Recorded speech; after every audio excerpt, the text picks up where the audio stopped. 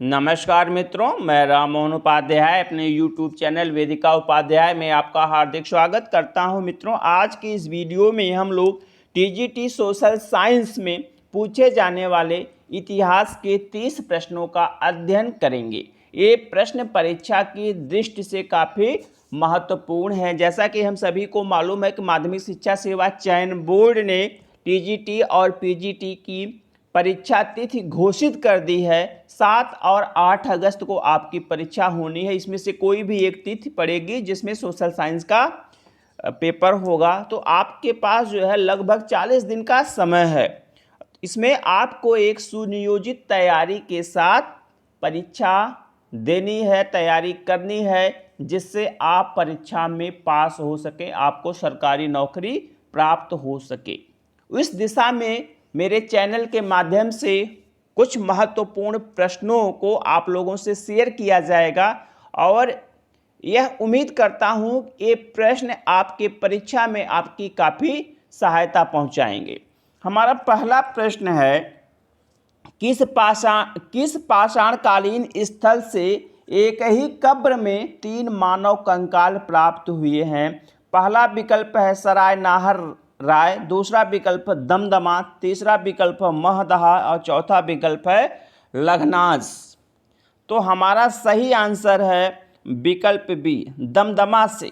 दमदमा से जो है एक ही कब्र में 3 मानव कंकाल प्राप्त हुए हैं। ठीक है, अब यह दमदमा कहाँ पे है? तो दमदमा जो है उत्तर प्रदेश के प्रतापगढ़ जिले में, उत्तर प्रदेश के प्रतापगढ़ जिले में अवस्थित है और यह मध्य पाषाणिक स्थल है। यह मध्य पाषाणिक स्थल है। इस स्थल से जो है कुल 41 समाधान प्राप्त हुए हैं, जिनमें से 5 समाधान युग्म समाधान हैं।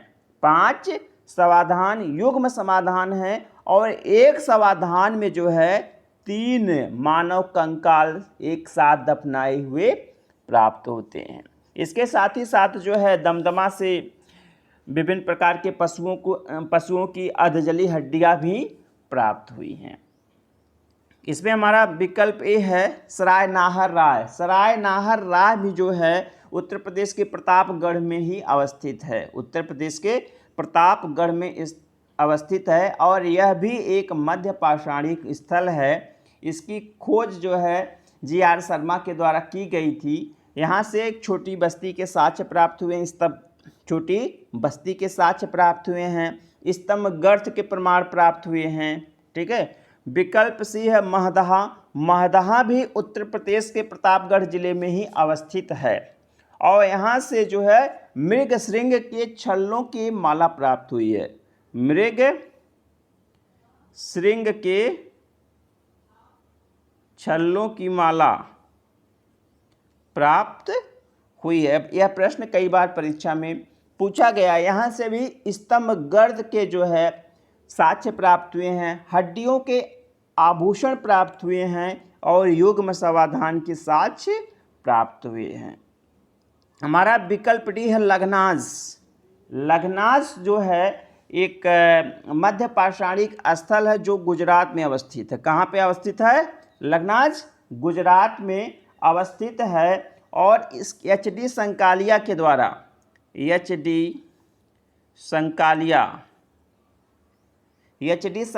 के द्वारा इसका उत्खनन करवाया गया था। यहाँ से जो है 14 मानव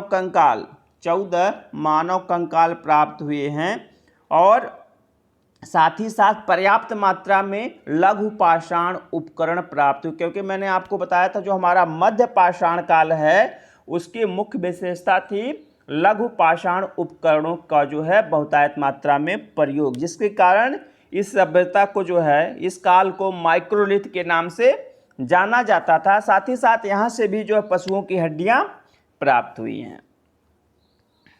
हमारा दूसरा प्रश्न है, निम्नलिखित में से किस एक पुरा स्थल से पाषाण संस्कृत से लेकर हड़प्पा सभ्यता तक के सांस्कृतिक अवशेष प्राप्त हुए हैं? पहला विकल्प है आमरी, दूसरा विकल्प है मेहरगढ़, तीसरा विकल्प है कोटदीजी, चौथा विकल्प है कालीबंगा। तो हमारा सही आंसर है विकल्प बी। मेहरगढ़ से जो है पाषाण काल से लेकर पाषाण संस्कृति से लेकर हड़प्पा सभ्यता तक के जो है सांस्कृतिक अवशेष प्राप्त हुए हैं। अब यह मेहरगढ़ है कहाँ पे? तो यह आपका पाकिस्तान के जो है पाकिस्तान के बलूचिस्तान में, पाकिस्तान के बलूचिस्तान प्रांत में अवस्थित है। और यहाँ से नवपाषाण काल से लेकर, कहाँ से? नवपाषाण काल से लेकर कहाँ तक का?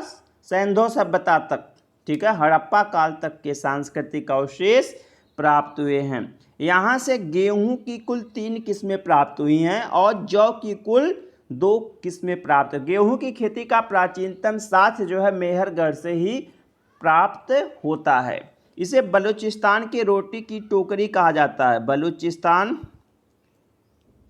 के रोटी की टोकरी, रोटी की टोकरी के नाम से जाना जाता है, ठीक है।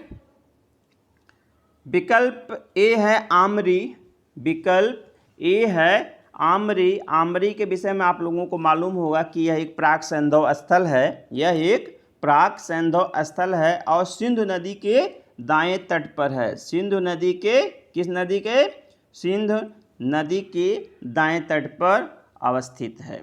और इसकी खोज जो है एन.जी. मजूमदार ने किया था। किसने? एन.जी. मजूमदार ने किया था। कब? 1929 ईस्वी में किया था। और यह एक माना जाता है कि पहला सैंधव स्थल था जहां से प्राक हड़प्पन सभ्यता के अवशेष प्राप्त हुए। कहाँ से सबसे पहले जो है प्राक हड़प्पा सभ्यता के अवशेष सबसे पहले कहाँ से प्राप्त हुए हैं? वह आपका आमरी से प्राप्त हुआ है, ठीक है। विकल्प सी है कोटदीजी। कोटदीजी भी जो पाकिस्तान के सिंधु नदी के तट पर है, बाएं तट पर अवस्थित है। यह सिंधु नदी के बाएं तट पर अवस्थित है। और 1935 में धुर्वे महोदय ने इसकी खोज किया था। धुर्वे महोदय ने इसकी खोज किया था। यहाँ से भी प्राक हड़प्पन सभ्यता के अवशेष प्राप्त हुए हैं। हमारा विकल्प डी है कालीबंगा। तो कालीबंगा से जो है हड़प्पा और प्राक हड़प्पा सभ्यता दोनों से संबंधित जो है साक्ष्य प्राप्त हुए हैं। कालीबंगा जो है राजस्थान के घग्गर, ठीक है, हाकरा नदी क्षेत्र में अवस्थित था और यह गंगानगर जिले में अवस्थित है। यह गंगानगर जिले में अवस्थित है। कालीबंगा का अर्थ ही होता है काले रंग की चूड़ियाँ। काले रंग की चूड़ियाँ। यह एक ऐसा सैंधव स्थल था, यह एक ऐसा जहाँ से जो है एक ही खेत में दो फसलों के उगाए जाने का साक्ष्य प्राप्त हुआ। इसके पहले की वीडियो में मैंने आपको सभी लगभग कुछ सैंधव स्थलों के विषय में विस्तार पूर्वक बताया था, जिसमें कालीबंगा के विषय में मैंने आपको विस्तार पूर्वक बताया है। प्रश्न आता है भूकंप का प्राचीनतम साक्ष्य। तो भूकंप का प्राचीनतम साक्ष्य कहाँ से प्राप्त हुआ है? कालीबंगा से प्राप्त हुआ है। लकड़ी के नाली का साक्ष्य कहाँ से प्राप्त हुआ है? कालीबंगा से प्राप्त हुआ है। मित्रों, आगे बढ़ने से पूर्व आपसे अनुरोध है, आप वीडियो को देखने के पश्चात चैनल को सब्सक्राइब, वीडियो को लाइक एवं शेयर अवश्य करें। साथ ही साथ बेल आइकन को भी प्रेस करें, जिससे अगली वीडियो का नोटिफिकेशन आपको समय से प्राप्त हो सके।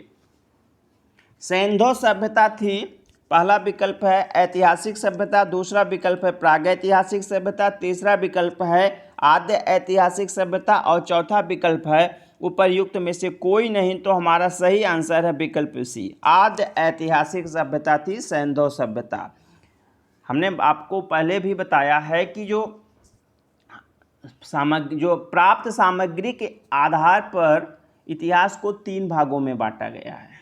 इतिहास को 3 भागों में बांटा गया है। जिस काल के विषय में हमारे पास कोई लिखित साक्ष्य उपलब्ध नहीं है, हमें केवल पुरातात्विक सामग्री के ऊपर निर्भर रहना पड़ता है, उसे हम प्रागैतिहासिक सभ्यता कहते हैं, जिसका उदाहरण है आपका पाषाण काल। ठीक है, जिस सभ्यता के विषय में हमारे पास लिखित साक्ष्य उपलब्ध हैं लेकिन उसका उद्भाजन या उसे पढ़ा नहीं जा सका है, उसे हम आद्य ऐतिहासिक काल कहते हैं, सैंधव काल। ठीक है, सैंधव सभ्यता उसके अंतर्गत आती है। और वैदिक सभ्यता को भी आज के समय में आद्य ऐतिहासिक सभ्यता मान लिया गया है, क्योंकि जो है मंत्रों को जो है पहले लिपिबद्ध नहीं किया जाता था और वो जो है केवल उसका जो सिस्टम था वो मौखिक सिस्टम था। और विकल्प ए है ऐतिहासिक। तो ऐतिहासिक का मतलब जिसके विषय में हमारे पास लिखित साक्ष्य उपलब्ध हैं और वह पठनीय भी है, इसलिए उसको हम ऐतिहासिक सभ्यता के अंतर्गत रखेंगे। तो सैंधव सभ्यता आद्य ऐतिहासिक सभ्यता के अंतर्गत आती है। हमारा अगला प्रश्न है, निम्नलिखित में से कौन सुमेलित नहीं है? पहला विकल्प है आलमगीरपुर। तो आलमगीरपुर कहाँ पे है? उत्तर प्रदेश में। यह सही है, क्योंकि आलमगीरपुर जो है उत्तर प्रदेश के मेरठ जिले में हिंडन नदी के तट पर अवस्थित है। किस नदी के तट पर? हिंडन नदी के तट पर अवस्थित है। और यह सैंधव सभ्यता का सबसे पूर्वी स्थल है। सैंधव सभ्यता का सबसे पूर्वी स्थल है। वाईडी शर्मा ने या यज्ञदत्त शर्मा ने जो है इसकी खोज की थी और यहाँ पर उत्खनन कार्य करवाया था। ठीक, विकल्प भी है लोथल गुजरात। यह विकल्प भी सही है। लोथल कहाँ पे है? लोथल गुजरात में है। गुजरात में किस जिले में? अहमदाबाद। गुजरात के अहमदाबाद जिले में अवस्थित है। यह भोगवा नदी तट पर है। भोगवा नदी तट पर अवस्थित है और इसकी खोज जो है एस.आर. राव के द्वारा की गई थी। कब? 1954 ईस्वी में। कब की गई थी? 1954 ईस्वी में इसकी खोज एस.आर. राव के द्वारा की गई थी। इसे लघु हड़प्पा या लघु मोहनजोदड़ो के नाम से भी जाना जाता है। लघु हड़प्पा या लघु मोहनजोदड़ो के नाम से जाना जाता है। और यहाँ से गोदीबाड़ा का साक्ष्य प्राप्त हुआ है। गोदीबाड़ा का साक्ष्य प्राप्त हुआ है। तीन जो है युग्म समाधान प्राप्त हुए हैं। कितने? 3 प्राप्त हुए हैं। अग्निकुंड के साक्ष्य प्राप्त हुए हैं। अग्निकुंड के साक्ष्य प्राप्त हुए हैं। मनके बनाने का कारखाना प्राप्त हुआ है। तो ये सब जो है लोथल से प्रमुख साक्ष्य प्राप्त हुए। जब हम लोग सैंधव सभ्यता का अध्ययन करेंगे तो और विस्तार पूर्वक इसके संबंध में चर्चा करेंगे। हमारा विकल्प से है कालीबंगा। तो कालीबंगा हरियाणा, यह गलत है। अभी मैंने आपको ऊपर बताया है कि कालीबंगा जो है राजस्थान के गंगानगर जिले में अवस्थित है। ठीक है, और इसकी खोज किसने किया था? इसकी कालीबंगा की खोज हुई थी 1951 में अमलानंद घोष के द्वारा। अमलानंद घोष के द्वारा कालीबंगा की खोज की गई थी और क्या साक्ष्य प्राप्त हुए, अभी मैंने उसके ऊपर आप लोगों से चर्चा किया है। कालीबंगा से एक चीज़ नहीं याद आया, अभी मैं आपको बताऊं एक। ठीक है, शल्य क्रिया का प्राचीनतम साक्ष्य भी कालीबंगा से ही प्राप्त हुआ। वहाँ से एक ऐसी खोपड़ी प्राप्त हुई है जिसमें कुल 6 छेद हैं। इसके आधार पर पुरातत्वविदों का मानना है कि यह शल्य क्रिया का प्राचीनतम साक्ष्य माना जा सकता है। विकल्प डी है रोपण। रोपण जो है पंजाब, तो यह हमारा सही आंसर है। रोपण कहाँ पे अवस्थित है? पंजाब में अवस्थित है। किस नदी तट पर है? सतलज नदी के तट पर रोपण अवस्थित है। और इसके उत्खननकर्ता कौन है? तो इसके उत्खननकर्ता भी मैंने आपको बताया है, क्या नाम, आलमगीरपुर के उत्खननकर्ता ही इसके उत्खननकर्ता हैं, मतलब यज्ञदत्त शर्मा। यज्ञदत्त शर्मा जो है इसके उत्खननकर्ता हैं और वर्तमान में इसका नाम रूपनगर है। वर्तमान में रोपण का नाम रूपनगर है। मालिक के साथ कुत्ते को दफनाए जाने का यहाँ पे प्रमाण प्राप्त हुआ। मालिक के साथ कुत्ते को दफनाए जाने का प्रमाण कहाँ से प्राप्त हुआ है? वह आपके रोपण से प्राप्त हुआ है। और रोपण जो है स्वतंत्रता के पश्चात भारत में खोजा गया पहला सैंधव स्थल था। स्वतंत्रता के पश्चात भारत में खोजा गया पहला सैंधव स्थल कौन था? रोपण था। इसके विषय में भी कई बार प्रश्न पूछा जा चुका है। ठीक है, हमारा अगला प्रश्न है, हड़प्पन स्थल सनौली के अभी हाल में उत्खननों से प्राप्त हुए हैं।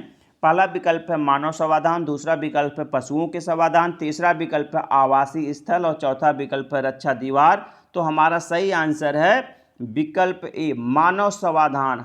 सनौली से जो है कुल 41 मानव समाधान प्राप्त हुए हैं। यह उत्तर प्रदेश के बागपत जिले में अवस्थित है और अभी हाल में ही इसका और व्यापक रूप से उत्खनन कराया गया है, जहां से बहुत बड़े बड़े रथों के भी साक्ष्य प्राप्त हुआ है, बहुत बड़े रथ का साक्ष्य प्राप्त हुआ है। और उसके पास ही जो है एक ऐसे योद्धा का कंकाल मिला है जिसके पास जो है ढाल, तलवार सब प्राप्त हुआ है। तो विद्वानों ने जो प्राप्त सामग्री है उसके आधार पर इसका समय 5000 ईसा पूर्व महाभारत के पहले का मान लिया है। ठीक है, 5000 ईसा पूर्व मान लिया है और अभी भी इसका और व्यापक उत्खनन चल रहा है। हमारा अगला प्रश्न है, परशुणी किस नदी का प्राचीन नाम है? परशुणी किस नदी का प्राचीन नाम है? पहला है चिनाब, दूसरा है ब्यास, तीसरा है रावी और चौथा है झेलम। तो हमारा सही आंसर है रावी नदी का प्राचीन नाम परशुणी था। रावी नदी का प्राचीन नाम, तो परशुणी जो है रावी नदी का प्राचीन नाम है। आप एक चीज़ यहाँ पे और आपको बताना चाहूँगा, हुआ था एक दासराग युद्ध हुआ था। दासराग युद्ध जो है भरतजन या त्रिशु वंश के राजा सुदास और 10 अन्य राजाओं के संघ के मध्य इसी परशुणी नदी के किनारे हुआ था, जिसमें राजा सुदास विजयी हुआ था। इसमें सुदास के पुरोहित वशिष्ठ थे और 10 राजाओं के पुरोहित विश्वामित्र जी थे। ठीक है, तो विकल्प ए हमारा चिनाव। तो चिनाव का जो आधुनिक नाम है, प्राचीन नाम पूछा जा रहा है। हाँ, चिनाव का प्राचीन नाम है अस्किनी। ब्यास का प्राचीन नाम है विपासा। झेलम का है वितस्ता। ठीक है, ये जो है इन नदियों के प्राचीन नाम है।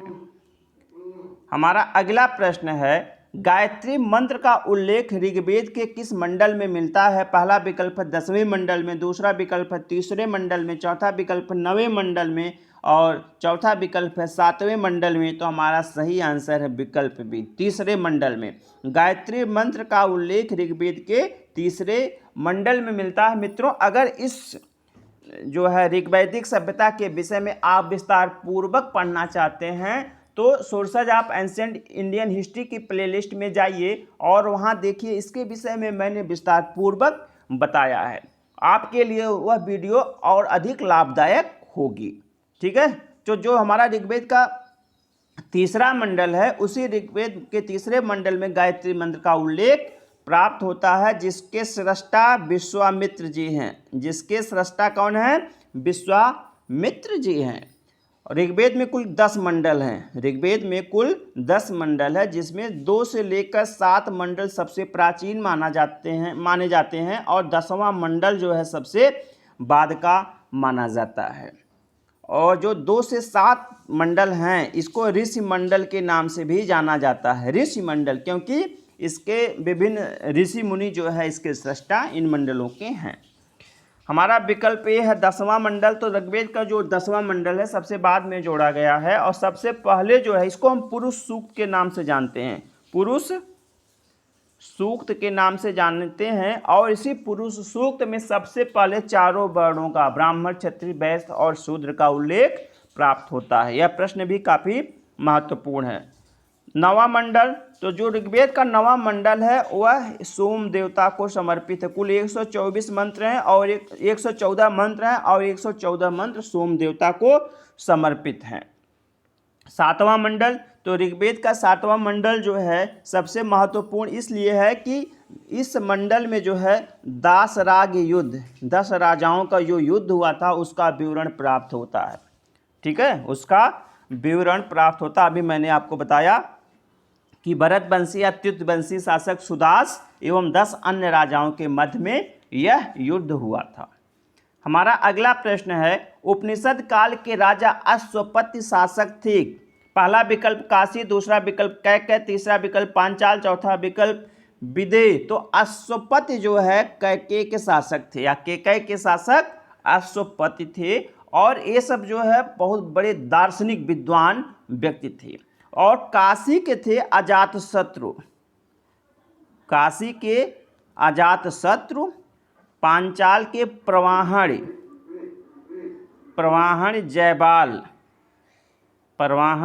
जयबाल, विदेह के थे जनक, विदेह के जनक। ठीक है, ये चूंकि मिलान करने के लिए कभी कभी पेपर में दे दिया जाता है, आपके टीजीटी और पीजीटी के परीक्षा में काफ़ी बार यह पूछा भी जा चुका है। तो काशी का शासक कौन था? अजातशत्रु, कैकय के अश्वपति, पांचाल के प्रवाहण जयबाल और विदेह के जनक।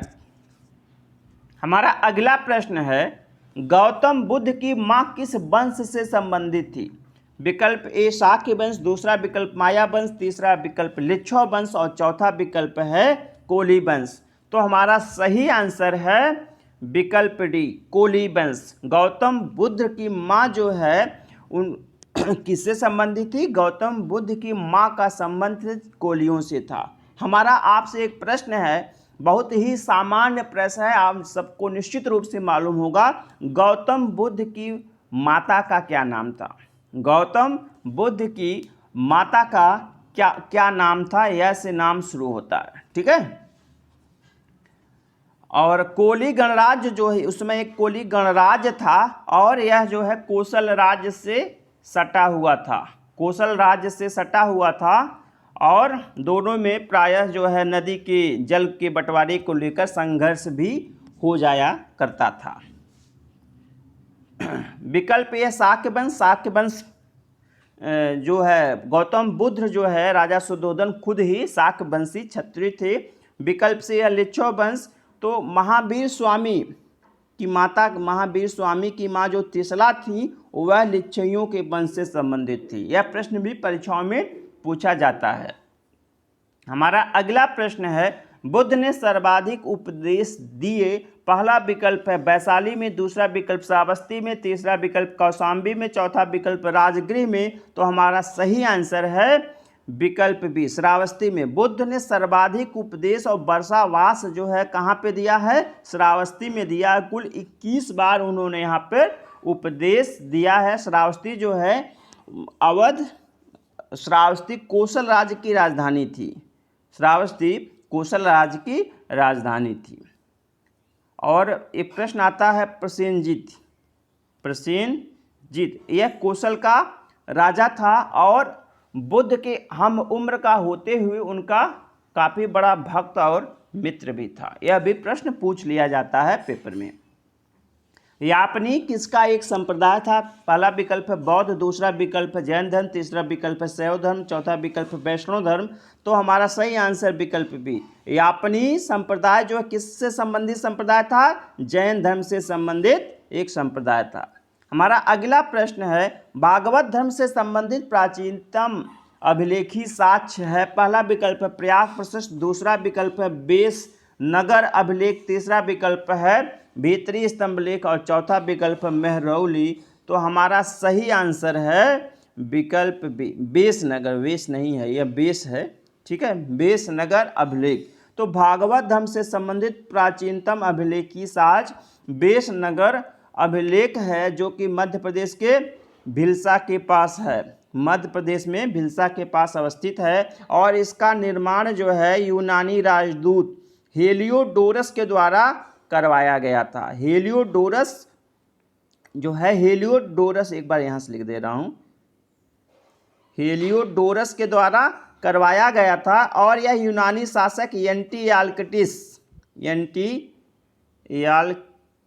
किट्स का भेजा गया राजदूत था, जिसे उसने शुंग शासक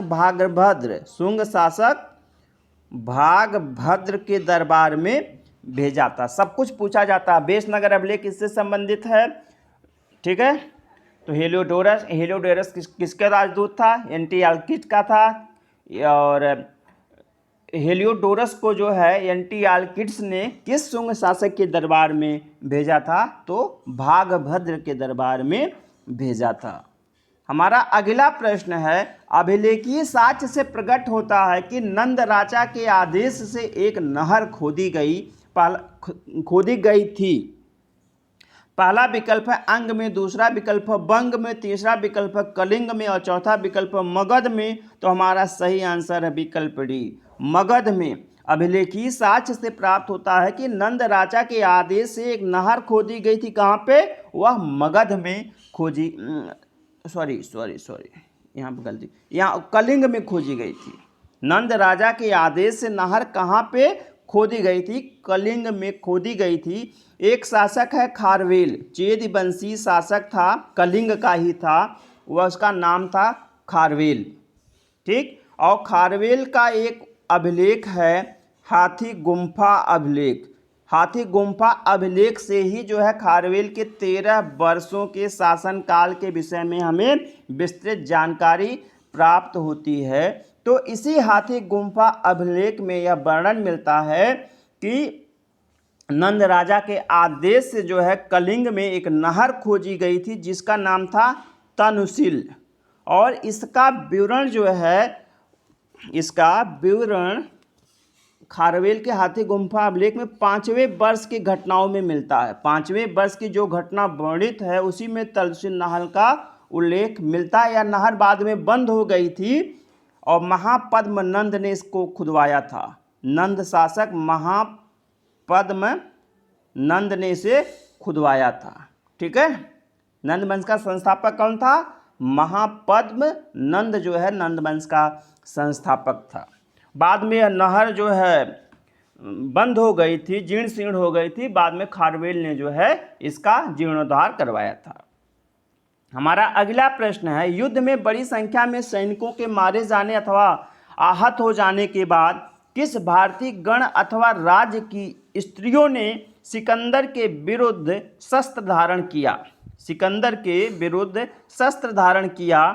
तो पहला विकल्प है अभिसार, दूसरा विकल्प है पाटल, तीसरा विकल्प कट और चौथा विकल्प है मस्सक। तो हमारा सही आंसर है विकल्प डी, मस्सक। मस्सक जो है अश्वक गणराज्य की राजधानी थी। कहाँ की राजधानी थी? अश्वक की राजधानी थी। और यह हम जो है जानकारी प्राप्त होती है यूनानी स्रोतों से कि जब सिकंदर ने जो है अश्वक राज्य पर आक्रमण किया तो वहाँ पे पुरुषों के मारे जाने के पश्चात वहाँ की स्त्रियों ने, बहादुर स्त्रियों ने, वीर स्त्रियों ने जो है सिकंदर के विरुद्ध जो है शस्त्र धारण किया। लेकिन सिकंदर की सेना के आगे जो है उनकी पराजय हुई और सभी स्त्रियों को सिकंदर ने मौत के घाट उतरवा दिया, ठीक है। यह प्रश्न कई बार परीक्षाओं में पूछा जा चुका है। और एक विकल्प भी है पाटल, जो महत्वपूर्ण है। यहाँ पे द्वैध राज का कॉन्सेप्ट था। यहाँ पर द्वैध राज का कॉन्सेप्ट था। इसकी 2 राजधानियों से शासन संचालित होता था, जिस प्रकार से स्पार्टा नगर में होता था। यूजीसी में कई बार यह प्रश्न पूछा जा चुका है। हमारा अगला प्रश्न है, पाटलिपुत्र में स्थित चंद्रगुप्त का महल मुख्यतः बना था। पहला विकल्प है ईंटों का, दूसरा विकल्प है पत्थर का, तीसरा विकल्प है लकड़ी का, चौथा विकल्प है मिट्टी का। तो हमारा सही आंसर विकल्प सी, लकड़ी का। पाटलिपुत्र में स्थित चंद्रगुप्त का महल किससे बना हुआ था? वह लकड़ी का बना हुआ था। बुलंदी बाग, पाटलिपुत्र स्थित बुलंदी बाग और कुम्भरा हाल से जो है लकड़ी के बने महल के साक्ष्य प्राप्त हुए हैं। और इसे प्रकाश में लाने का श्रेय स्पूनर महोदय को है। स्पूनर महोदय ने ही सबसे पहले जो है इसकी खोज की थी। हमारा अगला प्रश्न है, जल की आवश्यकता को ध्यान में रखते हुए जिस प्रथम शासक ने गिरनार क्षेत्र में एक झील का निर्माण करवाया था वह था, पहला विकल्प चंद्रगुप्त मौर्य, दूसरा विकल्प अशोक, तीसरा विकल्प रुद्रदामन, चौथा विकल्प है स्कंदगुप्त। तो हमारा सही आंसर है विकल्प ए चंद्रगुप्त। चंद्रगुप्त मौर्य का जो सौराष्ट्र प्रांत का जो प्रांतपति था उसका नाम था पुष्यगुप्त वैश्य। पुष्यगुप्त वैश्य। तो पुष्यगुप्त वैश्य ने ही सबसे पहले सौराष्ट्र में जो है गिरनार क्षेत्र में, गिरनार प्रांत में जो है एक झील का निर्माण करवाया था, जिससे वहाँ पे सिंचाई और पेयजल की जो है समुचित व्यवस्था हो सके। बाद में अशोक के समय में इसमें से नहरें निकलवाई गईं। इस झील से सिंचाई के लिए नहरें निकलवाई गईं। रुद्रदामन और स्कंदगुप्त के समय, अशोक के समय जो तुषास्प यहाँ का गवर्नर था, तुषास्प। रुद्रदामन और स्कंदगुप्त के समय में जो है इसका बांध टूट गया था और इन दोनों शासकों ने धन की परवाह नहीं करते हुए इसका जीर्णोद्धार करवाया था। ठीक है, रुद्रदामन और स्कंदगुप्त के समय में। तो हमारा सही आंसर विकल्प है चंद्रगुप्त मौर्य। हमारा अगला प्रश्न है, निम्नलिखित शासकों में से किसके लिए एका ब्राह्मण प्रयुक्त हुआ है? पहला विकल्प है पुष्यमित्र शुंग, दूसरा विकल्प है खारवेल, तीसरा विकल्प है सुशर्मन, तीसरा विकल्प गौतम पुत्र सातकर्णी, चौथा विकल्प है सुशर्मन। तो हमारा सही आंसर है विकल्प सी, गौतमी पुत्र सातकर्णी के लिए एका ब्राह्मण अर्थात अद्वितीय ब्राह्मण शब्द का प्रयोग किया गया है। हमारा अगला प्रश्न है, किस अभिलेख से ज्ञात होता है कि स्कंदगुप्त ने हूणों को पराजित किया था? पहला विकल्प है भीतरी स्तंभ लेख, दूसरा विकल्प इलाहाबाद स्तंभ लेख, तीसरा विकल्प मंदसौर अभिलेख और चौथा विकल्प है उदयगिरि अभिलेख। तो हमारा सही आंसर है विकल्प ए, भीतरी स्तंभ लेख जो है स्कंदगुप्त का है और उसी भीतरी स्तंभ लेख से हमें ज्ञात होता है कि स्कंदगुप्त ने जो है हूणों को 2 बार पराजित किया था। पहली बार जब वह युवराज था और दूसरी बार जब वह शासक था। ठीक है, यह गाजीपुर में स्थित है, यह गाजीपुर में अवस्थित है भीतरी स्तंभ लेख। इसके बाद विकल्प बी है इलाहाबाद स्तंभ लेख, जिसे हम प्रयाग प्रशस्त के नाम से जानते हैं और यह समुद्रगुप्त के महासंत विग्राहिक हरिसेन ने इसको उत्कीर्ण करवाया था। विकल्प सी है मंदसौर अभिलेख। मंदसौर अभिलेख का लेखक जो है वत्स भट्टी है और कन्नौज नरेश या कन्नौज के शासक यशो बर्मन के विषय में जानकारी प्राप्त होती है इससे। विकल्प डी है उदयगिरि अभिलेख, यह गुप्तवंशी शासक चंद्रगुप्त द्वितीय विक्रमादित्य से संबंधित है। ठीक है, हमारा अगला प्रश्न है, कंदरिया महादेव मंदिर किसने बनवाया था? पहला विकल्प है परमार, दूसरा विकल्प है चेद, तीसरा विकल्प है राष्ट्रकूट और चौथा विकल्प है चंदेल। तो हमारा सही आंसर है विकल्प डी चंदेल। कंदरिया महादेव मंदिर का निर्माण जो है चंदेल शासक विद्याधर चंदेल ने करवाया था। ठीक है, अगला प्रश्न है, महाबलीपुरम का सप्तरथ मंदिर बनवाया गया था। पहला विकल्प है महेंद्र बर्मन द्वारा, दूसरा विकल्प है नरसिंह बर्मन प्रथम द्वारा, तीसरा विकल्प है परमेश्वर बर्मन द्वारा और चौथा विकल्प है उपर्युक्त में से कोई नहीं। तो हमारा सही आंसर है विकल्प बी, नरसिंह बर्मन द्वारा जो है महाबलीपुरम का जो है सप्तपकोडा या सप्तरथ मंदिर बनवाया गया था। इसके विषय में मैंने इसके पहले की जो टीजीटी की वीडियो डाला उसमें विस्तार पूर्वक बताया है। हमारा अगला प्रश्न है, 72 व्यापारी चीन में किसके कार्यकाल में भेजे गए थे? पहला विकल्प कुलोत्तुंग प्रथम, दूसरा विकल्प राजेंद्र प्रथम, तीसरा विकल्प है राजराज प्रथम और चौथा विकल्प है राजाधिराज प्रथम। तो 72 व्यापारियों का दल जो है चीन में कुलोत्तुंग प्रथम के समय में भेजा गया था। कब भेजा गया था? 1077 ईस्वी में 72 व्यापारियों का एक दल कुलोत्तुंग प्रथम के द्वारा चीन में भेजा गया था। ठीक है, कुलोत्तुंग प्रथम का समय जो है 1070 से लेकर 1120 है। ठीक है। और इसकी एक उपाधि थी कुलोत्तुंग प्रथम की एक उपाधि थी सुंगम तवर्त करके थी। ठीक है, मतलब करों को हटाने वाला इसकी उपाधि थी, करों को हटाने वाला। पूछा जाता है कौन सा चालुक्य राजकुमार जो है चोल राजवंश के सिंहासन पर विराजमान हुआ, तो वह कुलोत्तुंग प्रथम ही था, वह कुलोत्तुंग प्रथम ही था। राजेंद्र प्रथम, राजराज प्रथम, राजाधिराज प्रथम के विषय में इसकी पिछली वीडियो में मैंने आपको बताया है। हमारा अगला प्रश्न है संगम साहित्य में कौन को मन्नन किसके लिए प्रयुक्त होते थे? पहला विकल्प प्रधानमंत्री, दूसरा विकल्प राजस्व मंत्री, यहाँ पे मंत्र हो गया है, मंत्री था। अगला सेनाधिकारी, चौथा विकल्प है राजा। तो हमारा विकल्प डी सही आंसर है, विकल्प डी। कौन को मन्नन ये शब्द जो है संगम साहित्य में राजा के लिए प्रयोग किए जाते थे। हमारा अगला प्रश्न है निम्नलिखित युग्मों में कौन एक सही सुमेलित नहीं है? पहला विकल्प है कर्पूर मंजरी। तो कर्पूर मंजरी का विकल्प लेखक दिया है हर्ष, कर्पूर मंजरी हर्ष। तो कर्पूर मंजरी के लेखक जो है हर्ष नहीं है, बल्कि इसके लेखक है राजशेखर, राजशेखर। ठीक है। विकल्प बी है मालविकाग्निमित्रम कालिदास, यह सही है, गुप्तकालीन रचना है। तीसरा विकल्प मुद्रा राक्षस विशाखदत्त, ये भी सही है। और चौथा विकल्प है सौंदरानंद अश्वघोष, ये भी सही है। हमारा अगला प्रश्न है पुराणों का अध्ययन करने वाला प्रथम मुसलमान था। पहला विकल्प अबुल फजल, दूसरा विकल्प अब्दुल कादिर बदायूनी, तीसरा विकल्प अलबर्नी, चौथा विकल्प दारा सिको। तो हमारा सही आंसर है विकल्प सी, अलबर्नी। पुराणों का अध्ययन करने वाला प्रथम मुसलमान अलबर्नी था। अलबर्नी जो है महमूद गजनवी के साथ भारत की यात्रा पर आया था और किताबुल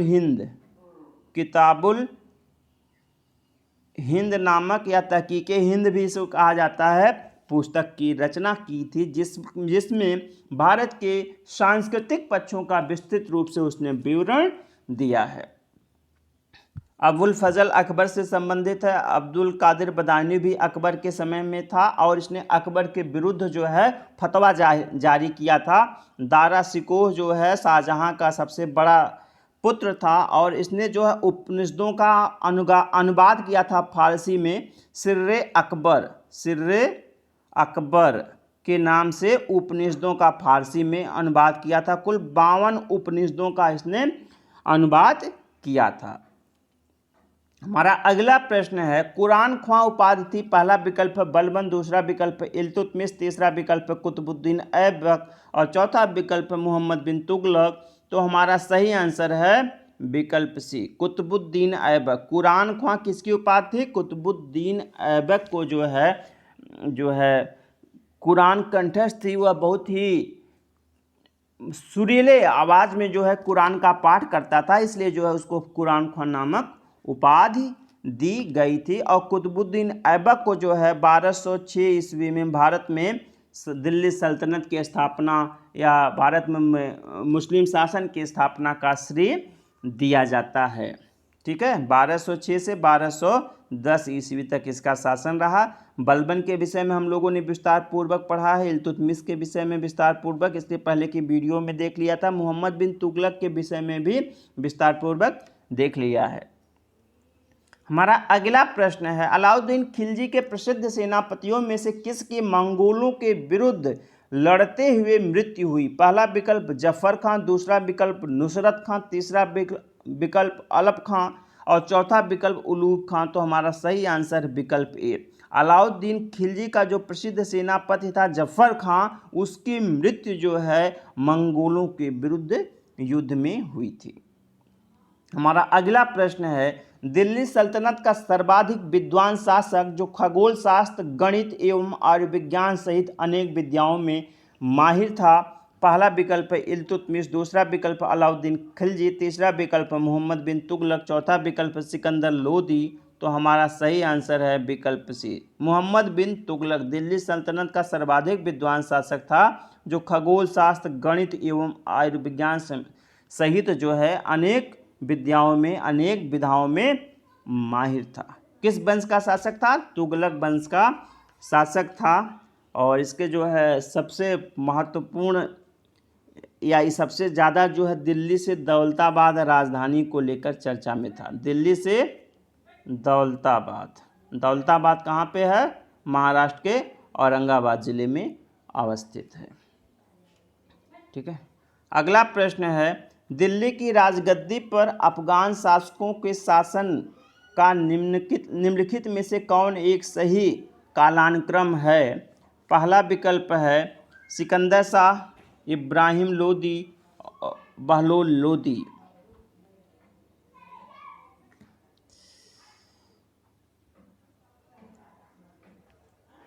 विकल्प सिकंदर शाह, बहलोल लोदी, इब्राहिम लोदी। तीसरा विकल्प है बहलोल लोदी, सिकंदर शाह, इब्राहिम लोदी। चौथा विकल्प है बहलोल लोदी, इब्राहिम लोदी और सिकंदर शाह लोदी। तो हमारा सही आंसर होगा इसमें विकल्प सी, बहलोल लोदी, सिकंदर लोदी और इब्राहिम लोदी। क्योंकि बहलोल लोदी जो है लोदी वंश का संस्थापक था और 1451 से लेकर 1489 ईस्वी तक इसने शासन किया। ठीक। और सिकंदर लोदी है 1489 से लेकर 1517 ईस्वी तक शासन किया। और इब्राहिम लोदी 1517 से लेकर 1526 ईस्वी तक इसने शासन किया। तो सही कालानुक्रम आपका हो जाएगा बहलोल लोदी, सिकंदर लोदी और इब्राहिम लोदी। हमारा अगला प्रश्न है, वह प्रथम सूफी संत जिसने आजीविका हेतु कृषि कार्य प्रारंभ किया। पहला है ख्वाजा कुतुबुद्दीन बख्तियार काकी, दूसरा विकल्प शेख हमीदुद्दीन नागौरी, तीसरा विकल्प बाबा फरीद और चौथा विकल्प निज़ामुद्दीन औलिया। तो हमारा सही आंसर है विकल्प बी, हमीदुद्दीन नागौरी। वह प्रथम सूफी संत जिसने आजीविका के लिए जो है कृषि कार्य प्रारंभ किया, शेख हमीदुद्दीन नागौरी। ठीक है। और यह जो है ख्वाजा मोइनुद्दीन चिश्ती के शिष्य थे। और इनकी गतिविधियों का जो केंद्र था वह नागौर में था। कहाँ पे था? नागौर में था, जिसके कारण इनको जो है नागौरी के नाम से जाना गया है। ठीक है। और इनको जो है सुल्तान उत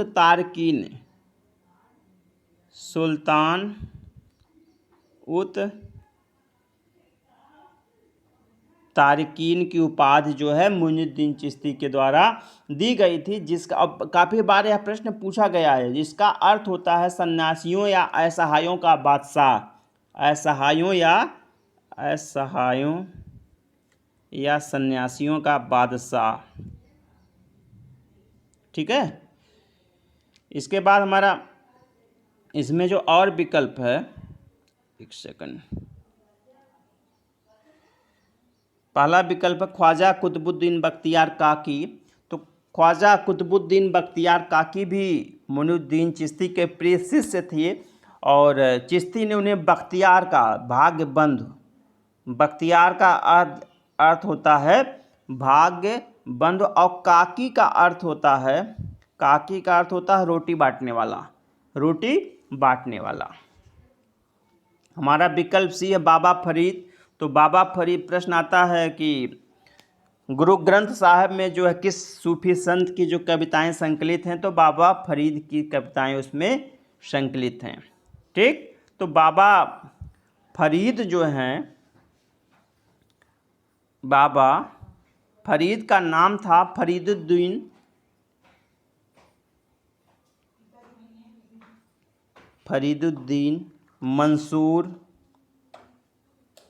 मंसूर शंकर एक गंज। ठीक है। यह फरीदुद्दीन मंसूर शंकर एक गंज जो है बाबा फरीद का पूरा नाम था। और यह किसके शिष्य थे? ख्वाजा कुतुबुद्दीन बख्तियार काकी के शिष्य थे। ठीक है, बाबा फरीद। और इनकी गतिविधियों का जो केंद्र है वह अजोधन था। कहाँ पे था? अजोधन था। और पंजाबी भाषा के प्रथम कवि भी माने जाते हैं, पंजाबी भाषा के प्रथम कवि माने जाते हैं एक प्रश्न आता है चिल्लाहे, एक सेकंड सॉरी, चिल्ला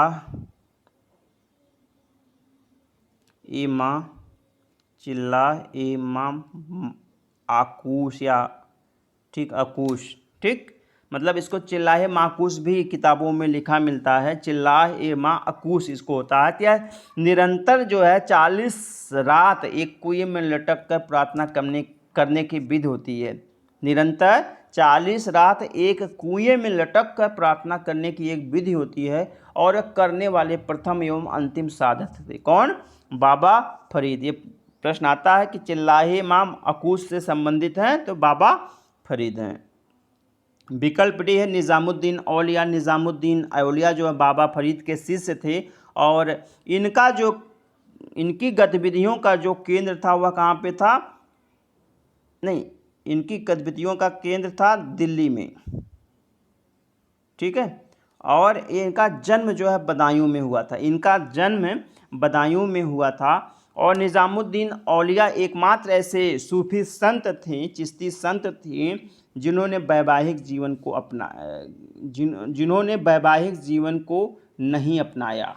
इनके अलावा जो है सभी चिश्ती संतों ने जो वैवाहिक जीवन को अपनाया था। आता है प्रश्न, वह कौन सा सूफी संत था जिसने दिल्ली सल्तनत के 7 सुल्तानों का समय देखा? तो निज़ामुद्दीन औलिया ही हैं। योगी सिद्ध किसे कहा जाता है?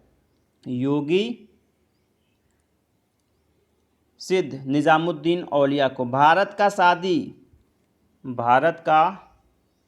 सादी किसे कहा जाता है? निज़ामुद्दीन औलिया को कहा जाता है। अमीर हसन ने लिखा इसको, अमीर हसन ने कहा है। महबूबे इलाही किसकी उपाधि थी? महबूब ए इलाही किसकी उपाधि थी? निज़ामुद्दीन औलिया की उपाधि थी। प्राणायाम पद्धति को अपनाने वाला एकमात्र चिश्ती संत, तो प्राणायाम पद्धति को अपनाने वाले एकमात्र चिश्ती संत निज़ामुद्दीन औलिया हैं। हनूज ए दिल्ली दूरस्थ किससे संबंधित है? मतलब हजूर अभी दिल्ली बहुत दूर है। निज़ामुद्दीन औलिया ने गयासुद्दीन तुगलक के पास संदेश भेजा था, ठीक है। हनूज दिल्ली दूरस्थ, दिल्ली अभी बहुत दूर है। अगला प्रश्न है 30वां एवं अंतिम प्रश्न है, तालीकोटा का युद्ध हुआ था। तालीकोटा का युद्ध हुआ था। पहला विकल्प 1565 में, दूसरा विकल्प 1575 में, तीसरा विकल्प 1576 में, चौथा विकल्प 1556 में। तो हमारा सही आंसर है विकल्प 1565 में। 1500 मुझे लगता है 25 जनवरी 1565 को जो है तालीकोटा का युद्ध हुआ था, जिसे राक्षस तांगड़ी के युद्ध के नाम से भी जाना जाता है, ठीक है। यह युद्ध जो है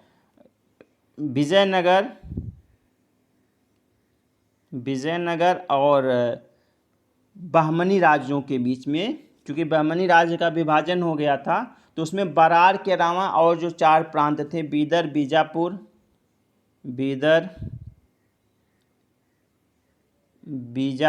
गोलकुंडा और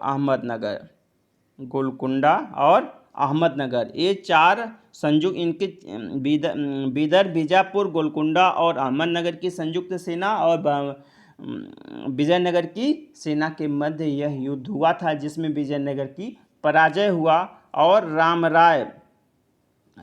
राय की मृत्यु हुई। प्रश्न आता है कि बहमनी का नेतृत्व किसने किया था? बहमनी का नेतृत्व जो है तालीकोटा के युद्ध में किसने किया था, या मुस्लिम मोर्चे का नेतृत्व किसने किया था? तो बीजापुर के सुल्तान थे अली आदिल